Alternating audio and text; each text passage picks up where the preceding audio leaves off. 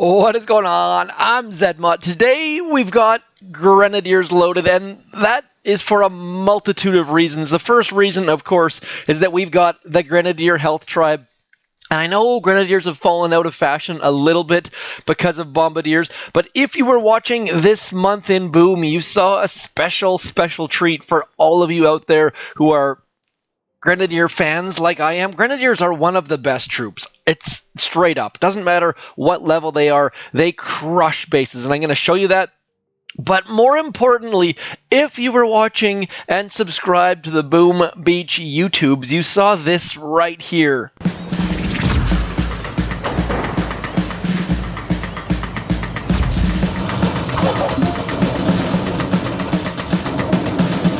That is right, a brand new troop, the Stunner. Now, I kept watching, I watched that over and over and over again, trying to see if they stunned their own troops. It only makes sense. I mean, if you drop your troops and you hit them with a shock, like we're flaring them over into here and we hit them with a shock, sure enough, it does affect them. So Grenadiers also kill their own critters, kill their own teammates, so I have to assume that stunners are going to stun their own troops, and it's going to be a problem. So you're probably not going to use these guys with heavies like they showed in that video. You're probably also not going to use them with bullet potentially.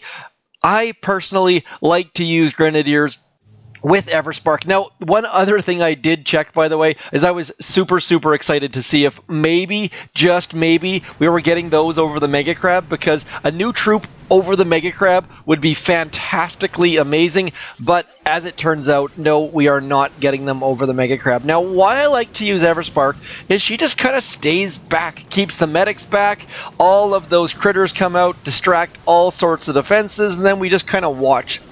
And this is where Grenadiers are so good. They've got high health. See, that mortar didn't bother them in the slightest. And then we're just going to kind of cruise through all of this stuff, keep pumping some critters out there just to be super safe, because we are in fact getting hit by a whole bunch of things at the same time.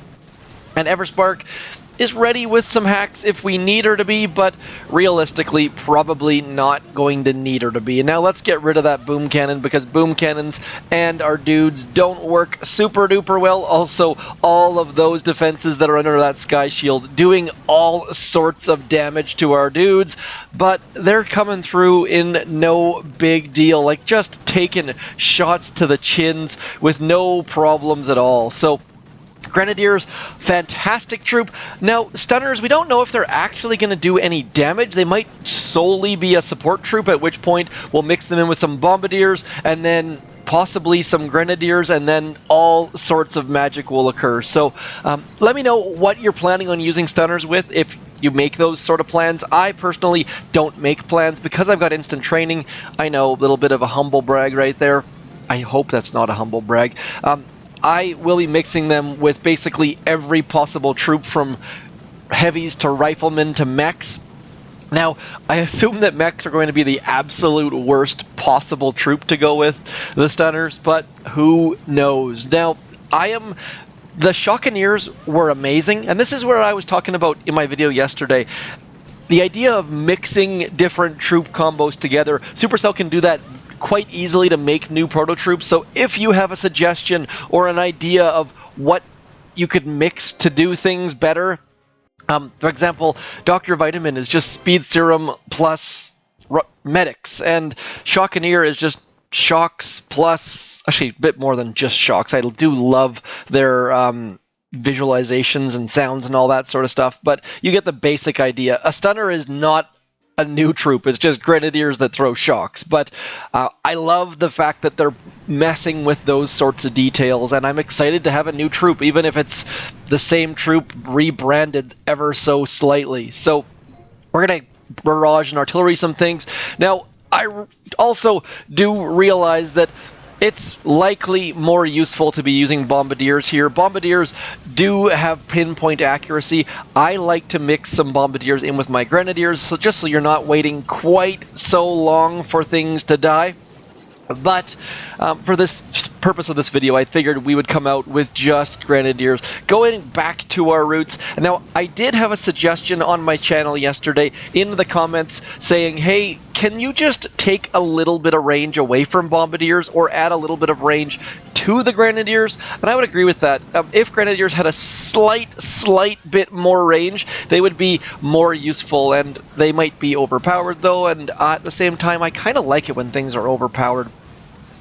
Bombardiers are most definitely overpowered. They definitely 1000% change the game.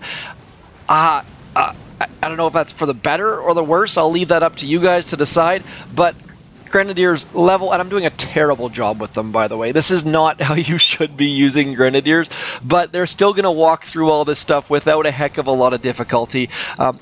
Used to use Grenadiers to clear some buildings on shore. The most useful example I would suggest is likely Redline or Fang. They're also useful on a couple other maps, like even Commodore. If you're doing Commodore as a low-level player and you come up against all those machine guns at shore, Grenadiers. Level 1 Grenadiers can do all sorts of clearing. Again, it depends what level operation you're doing, but they are fantastic. And stunners, I'm excited. If you watched my Shockeneer sneak peek, I did the red line open with them, and it was absolutely magical, and I did that a couple times during our operations as well. I'm curious to see which attacks they'll be good for on operations. I kind of assume that they're going to have to be mixed with some Grenadier. So maybe on Fang, maybe they'll be mixed in on that Fang open where you go get all the shield gens. Don't really know. But assuming there is a sneak peek for these guys, if you'd like to see any sort of attacks with stunners, please do let me know, because that will give me all of the ideas. And all of my sneak peeks are just me sitting at my desk, banging my head against it, wondering what the heck I can do to make things interesting and fun, and what kind of content you guys and gals would like to see. So in the event there is a sneak peek for the stunners, please do let me know which attacks you'd like to see with them, because that will get my juices flowing, and you really didn't need to hear that. So anyways, we are going to do one more Grenadier attack. I'm going to do it the proper way. So let's just have a quick scout here to make sure this base is... So with Grenadiers, generally speaking, walking up to the front door is not the correct answer. If you can smoke them to the back of the base, they're generally better. The only thing you need to be concerned about is, of course, they like to play past the hot potato, and then they like to die. So we are going to smoke all of our Grenadiers back to the corner, and we're going to send Miss Everspark with them, of course, and then we'll bring our medics as well. Now, with my medics, I like to throw their flags way up at the top of the beach, because that way you guarantee they're going to walk way up to the top of the beach, and then we're going to smoke all of our troops through all of this stuff. Grenadiers are going to take a little bit of damage. That is fantastic. 1 mine's worth is exactly perfect, because look at that. See how the medics start chasing them? There's nothing worse than the medic tea party at shore. Then we're going to throw our smokes like that and like that, double smoking into the finish. Going to give them lots of room to spread out. Going to give some time for our medics to catch up. We're going to re-smoke back into there, and then shocking, and maybe throwing some barrages on this one over here. And then hopefully, we've got enough gunboat energy to keep on go. There we go. Getting rid of that mortar, because otherwise that mortar was going to absolutely smoke our faces. And then one more shock over in there as our Grenadiers just completely and utterly crush all of the things. So Everspark does stand ever so slightly closer than the rest of them, which is not super duper awesome, but as you can see, the medics keeping up, clearing all of the stuff, keeping our dudes healthy and home and all that sort of fun stuff. Look at this Everspark just getting absolutely ruined by that shock blaster. And then having our Grenadiers destroying all of the things by their egregious overthrows. Now, I would really like to be able to shock that shock blaster at this moment, because we are losing a ton of troops to it, but I don't think it's going to happen at this point. So we are in a very precarious danger of losing all of our troops here, and it's probably going to happen because I was not super duper careful. But if you're looking there, look at this. Grenadiers over chucking, and that is where their strengths come in. The fact they have terrible aim is to their benefit.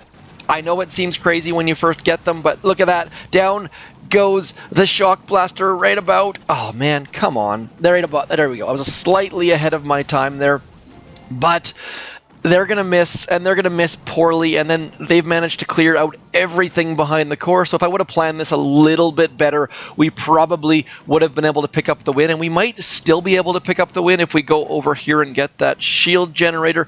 But because we got instant training, I'm just going to click retreat and get the heck out of dodge, and we'll come back and do this again. There's nothing that says that we need a new troop like failing with existing troops. So that, my friends, was terrible. Used my gunboat energy on things that I shouldn't have. Using barrages on a rocket launcher when the Grenadiers have so much health just shows how ridiculously out of practice I am. So we're going to come back. We are going to do it properly. We'll get rid of that shock blaster. We'll also get rid of the machine gun, of course the machine gun, because it's just so close that it would not be a good scene whatsoever. So we need to get rid of two things, so I'm going to go something like this. It's going to be ugly, but we are going to get rid of all of the right stuff. And now we're going to drop Everspark.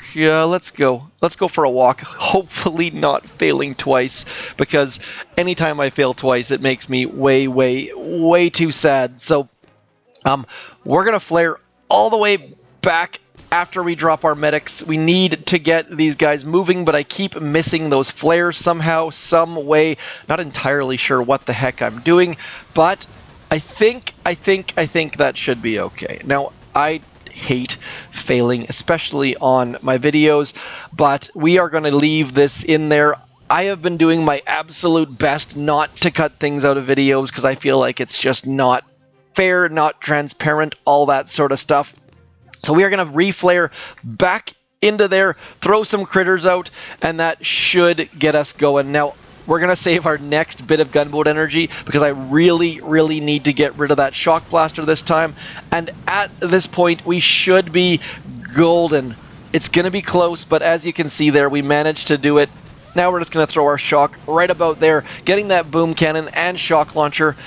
Now we should be golden. I mean, that rocket launcher isn't even scratching the surface of our troops.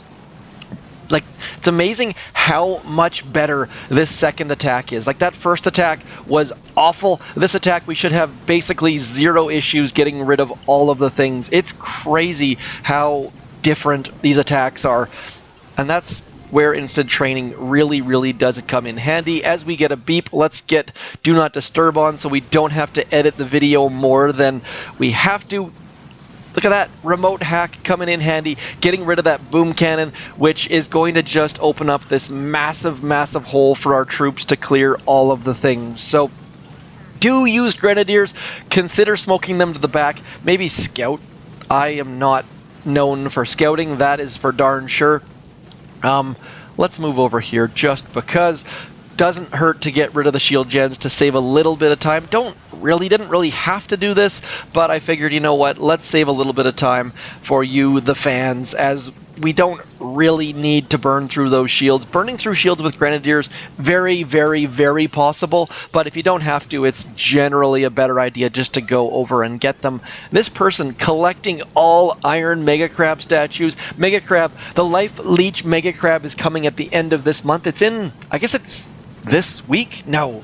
Yeah, it has to be, because the Mega Crab is, I think, June 24th to 27th. The Stunners, which we're talking about right now, are coming June 28th until like July 4th. They are here for an entire week. Now, one other detail that I'm going to be suggesting to Supercell is we need to be able to max them in the week we have them. There's no point having the ability to get them up one level. That's just full-on stupidity in my humble opinion. Anyways, let me know in the comments how you are looking forward to using stunners, which base you're looking forward to using them on, and if you'll be using them at all. I know there are some people out there that aren't super stoked on Prototroops. I love them. Even if they're super overpowered or they suck or they're somewhere in between, it's nice to have some form of a different troop to use for different stuff, just to mix things up a little bit. Anyways, that is all for me. As always, thanks for coming in. I'm ZMOT. Peace.